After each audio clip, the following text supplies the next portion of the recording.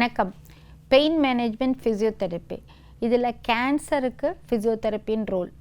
இன்றைக்கி பார்த்தீங்கன்னா 9ல் ஒருத்தருக்கு புற்றுநோய் இந்தியாவில் வருது அப்படிங்கிறாங்க. அதே மாதிரி 29 லேடிஸ்க்கு ஒருத்தருக்கு மார்பக புற்றுநோய் வருவதற்கு வாய்ப்புகள் ஃப்யூச்சரில் இருக்குது அப்படிங்கிறாங்க. அதே மாதிரி ஆல் இண்டியா லெவலில் பார்த்திங்கன்னா இந்தியா 5வது இடத்துல கேன்சர் பேஷண்ட்டில் இருக்குது. 83,000 பேஷண்ட் தமிழ்நாட்டில் எவ்ரி இயர் நியூவாக ஆட் ஆகிட்டே இருக்காங்க. இயர்லி பார்த்திங்கன்னா 14 லட்சம் பேர் நியூவாக கேன்சர்னால் வருது. ஸோ இவ்வளோ அதிகமாக இருக்கிறப்ப கேன்சர், ஐயோ கேன்சர் அப்படின்னு நம்மளுக்கு வராது, அதை பற்றியே பேசக்கூடாது, கேன்சரை பற்றி பேசக்கூடாது அப்படின்னு ஒரு மித்ஸ் இருக்குது. இதுதான் ஸ்டாட்டிஸ்டிக். ஸோ யாருக்கு வேணால் 10ல் ஒருத்தருக்கு 1% ஆஃப் தி பாப்புலேஷனுக்கு வருவதற்கு வாய்ப்புகள் இருக்குது. ஏன் இவ்வளோ கேன்சர் வருது அப்படின்னா இன்றைக்கி நிறைய கெமிக்கல்ஸ் யூஸ் பண்ணுறோம், பொல்யூஷன் ஜாஸ்தி ஆயிடுச்சு, ஸ்ட்ரெஸ்ஸு ஜாஸ்தி ஆயிடுச்சு, நம்ம ஐம்பூதங்களையும் கெமிக்கல்ஸால் லோட் பண்ணிகிட்ருக்கோம். ஸோ அதனால் வந்ததுன்னா அதை எப்படி ஸ்க்ரீனிங் எடுத்துக்கணும். Every alternate years cancer screening, especially பெண்களாக இருந்தால் மாதவிடாய் நிற்பதற்கு முன்பு. ஆண்களுக்கும் மெனோபாஸ் உண்டு, அவர்களும் 40 வயசுக்கு அப்புறம் every alternate years or every year master check பண்ணுறப்ப கேன்சர் ஸ்க்ரீனிங் டெஸ்ட்டும் பண்ணிக்கணும். பண்ணுறப்ப ஆரம்ப ஸ்டேஜில் இருந்தால் இன்றைக்கி மருந்துகள் ரொம்ப ப்ரிசைஸாக கேன்சரோட டைப்பை டயக்னோஸ் பண்ணுறதுக்கும் ப்ரிசைஸாக அதை நுண்ணிய அளவில் டோஸ் கொடுத்து கரெக்டான அளவில் டோஸ் கொடுத்து அதை கேன்சரை சரி பண்ணி திருப்பி பழையபடி பெரும்பான்மையான கேன்சர்ஸை இன்றைக்கி சரி பண்ணக்கூடிய நிலைமையில தான் இருக்கிறோம். அவ்வளோ அட்வான்ஸ்டு ட்ரீட்மெண்ட்ஸு, மெடிசின்ஸ் எல்லாமே இருக்குது.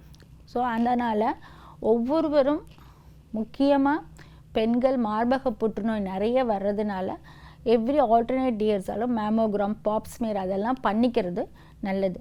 இளம் பெண்களுக்கு இன்றைக்கி வேக்சினேஷன்லாம் இருக்குது. அது உங்கள் குடும்ப மருத்துவர்கிட்ட கேட்டிங்கன்னா அது சொல்லுவாங்க. ஓகே, இப்போ ஒருத்தருக்கு கேன்சர் வந்துடுச்சு, தலை முதல் கால் வரை எந்த உறுப்பில் வேணாலும் கேன்சர் வரலாம். நிறைய வெரைட்டிஸ் இருக்குது. ஸோ கேன்சர் வந்ததுன்னா ஃபஸ்ட்டு டயக்னோசிஸ், அதுக்கப்புறம் என்ன ட்ரீட்மெண்ட் ப்ரோட்டோக்காலோ அதை ஃபாலோ பண்ணும். அதுக்கப்புறம் during the treatment, after treatment ஒவ்வொரு உறுப்பையும் அது பாதிக்கிறப்ப, முக்கியமாக மூளை, தண்டுவடம் இல்லை ஜாயின்ஸில் கேன்சர் வர்றப்ப அந்த உறுப்பு, அதை சுற்றி இருக்க உறுப்புகள் வேலை செய்யாமல் போகும். ஒரு பேரலிசிஸ் ஆகிறதுக்கும் வாய்ப்புகள் இருக்குது. அந்த ஜாயின்ஸ் அதுக்கு இப்போ அறுவை சிகிச்சை பண்ணி அந்த இடத்த ரிமூவ் பண்ணிட்டாங்க அப்படின்னா, அந்த கேன்சர்ஸ் இருக்கிற இடத்த ரிமூவ் பண்ணிட்டாங்கன்னா அதுக்கு மேலே கீழே இருக்கிற உறுப்புகளை வேலை செய்யாமல் போகும். இல்லை டைட்னஸ் வரும், பிடிப்பு இருக்கும், வலி இருக்கும். இதுக்கெல்லாம் ஃபிசியோதெரப்பியில் பயிற்சிகள் இருக்குது.